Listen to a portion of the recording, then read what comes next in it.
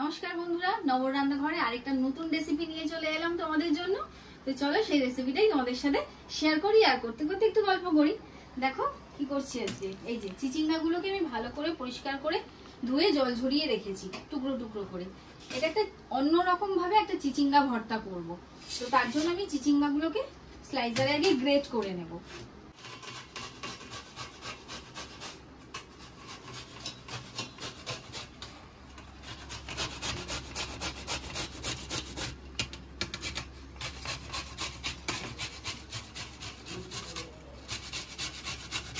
শক্ত চিচিঙ্গা হলে কিন্তু ভালো হয় গ্রেট করতে,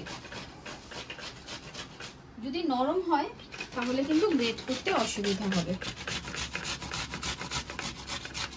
আর ভর্তা মানেই যে সব বেটে করতে হবে এরকম কিন্তু কোনো কথা নেই। এই যে দেখো গ্রেট করার পর অটোমেটিক গ্রেটারে এই যে চিচিঙ্গার যে আঁশগুলো মানে যে সুতো সুতো ব্যাপারটা এটা থেকে যাবে, এগুলোকে ফেলে দেবো। চিচিঙ্গাটা গ্রেট করতেই যা সময় লাগবে, রান্না হতে কিন্তু বেশি সময় লাগবে না। চিচিঙ্গাগুলো সব গ্রেট করা হয়ে গেছে। এদিকে আমি ফ্রাইং প্যানও বসিয়ে দিয়েছি, দিয়ে দিচ্ছি সর্ষের তেল। তেলটা একটু বেশি লাগবে। তেল গরম হয়ে গেছে, এবার ওই তেলের মধ্যে দিয়ে দিচ্ছি কালো জিরে আর একটা শুকনো লঙ্কা।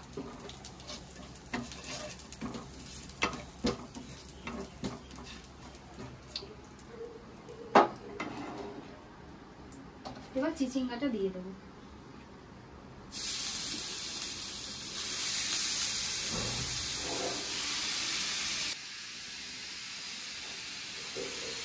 তেলের মধ্যে সব চিচিঙ্গাটাই দিয়ে দিলাম।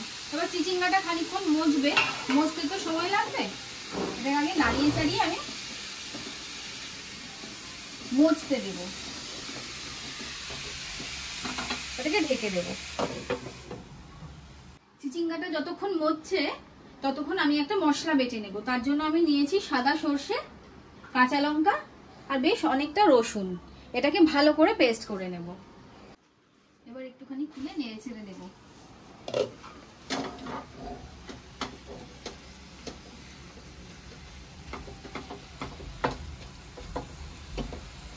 এমনি চিচিঙ্গা তাড়াতাড়ি সেদ্ধই হয়ে যায়, তাড়াতাড়ি মজে যায়, আর একটু মজবে, একটু ভালো করে টানাতে হবে।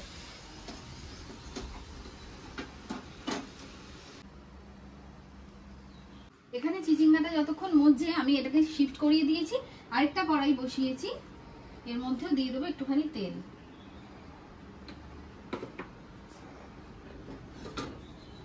তেলটা গরম হোক।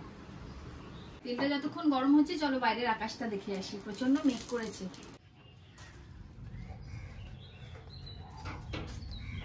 মেঘ ডাকছে।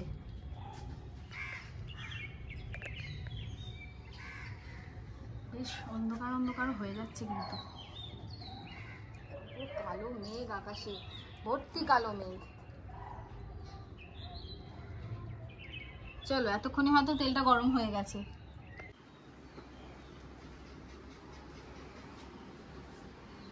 তেল গরম হয়ে গেছে। এই তেলের মধ্যে দিয়ে দেবো এবার একদম ছোট ছোট কুচিয়ে রেখেছি পেঁয়াজটাকে, মানে স্লাইস করে রেখেছি সেটা।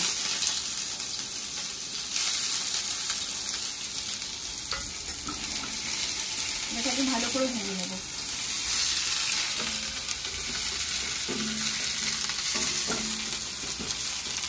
মাঝে মাঝে একটু চিচিঙ্গাটাকেও দেখে নিতে হবে।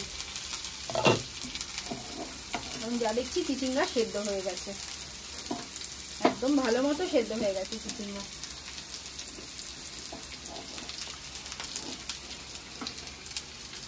এবার ঢেকে দিই, কাটাটা পেঁয়াজটাকে ভালো করে ভেজে দিই।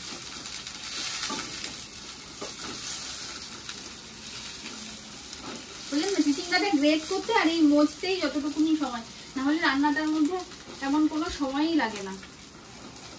পেঁয়াজটা কিন্তু আমার ভাজা হয়ে গেছে, একদম লাল লাল করে ভেজেছি, কিন্তু বিশেষ কড়া নয় কিন্তু।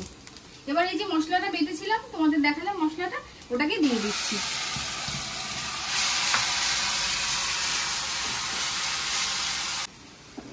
এবারে চিচিঙ্গাটা দেবো।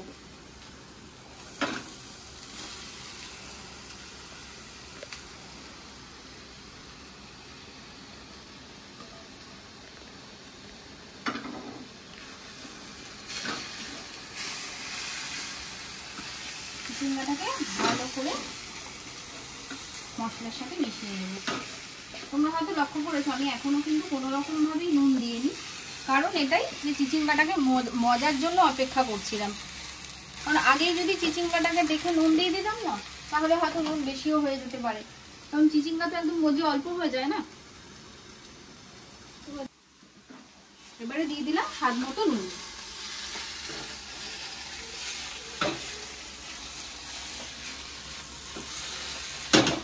এই সর্ষের সাথে রসুন দেওয়াতে একটা আলাদাই স্বাদ লাগে, গন্ধ লাগে কিন্তু।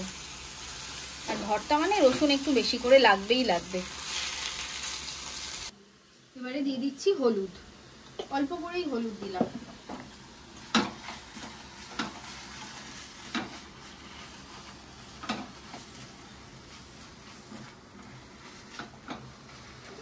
হলুদটা ভালোভাবে মিশে গেছে, এবারে কিন্তু দিয়ে দিচ্ছি চিনি। চিনি দিয়ে আবারও ভালোভাবে মিশিয়ে নেব।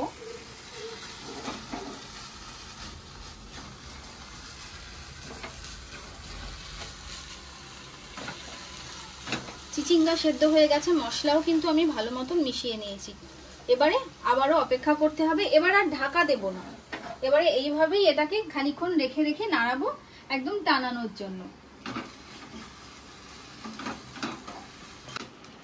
দেখো নাড়তে নাড়তে পুরো মজে গেছে, সাইড দিয়ে তেলও ছেড়ে দিয়েছে।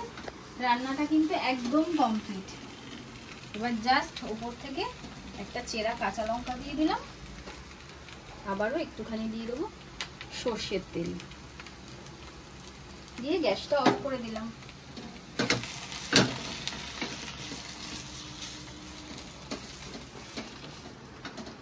এবারে এটাকে শুধু গরম গরম খাবার পালা, গরম গরম ভাত দিয়ে খাবার পালা। তোমরা কিন্তু রেসিপিটা অবশ্যই ট্রাই করবে। আমার চিচিঙ্গা ভর্তা কিন্তু একদম তৈরি।